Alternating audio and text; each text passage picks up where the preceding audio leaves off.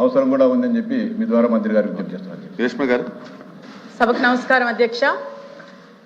మంత్రి గారు ప్రశ్నలు అన్నిటికీ సరైన సమాధానం చెప్పారు అధ్యక్ష. అయితే 2024 నుంచి ఇప్పటి వరకు ఈ 2 సంవత్సరాల్లోని జరిగిన బెటర్మెంట్ అనేది సమాధానంలో వచ్చింది అధ్యక్ష. కానీ మెయిన్ థింగ్ 2019 నుంచి 2024 వాళ్ళలోని హాస్టల్స్ రన్ చేయటం ఒక నార్మల్ షెల్టర్స్లా రన్ చేశారు, కానీ ఒక ఇంప్రూవ్డ్ హాస్టల్స్ లాగా మెయింటెనెన్స్ తోటి ఉన్న హాస్టల్స్లో రన్ చేయలేదు అధ్యక్ష.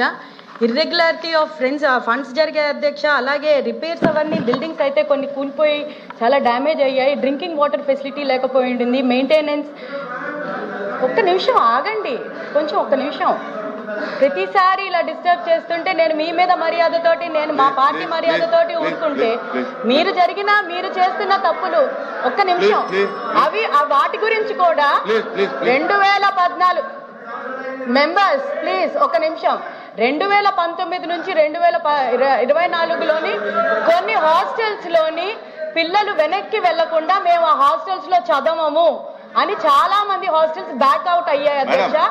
ఆ స్టూడెంట్స్ ని దయచేసి ఎవరెవరైతే వెళ్ళిపోయి తిరిగి మేము రాము అనుకున్న వాళ్ళకి మళ్ళీ మేము అప్గ్రేడ్ అయ్యాము, మీరు మళ్ళీ తెచ్చి మా హాస్టల్స్ లో జాయిన్ అవ్వండి అని మంత్రి గారు కోరాల్సిందిగా, వాళ్ళందరినీ ఒకసారి మళ్ళీ రప్పించాల్సిందిగా నేను మంత్రి గారిని రిక్వెస్ట్ చేస్తున్నాను అధ్యక్ష. మంత్రి గారు. అధ్యక్ష,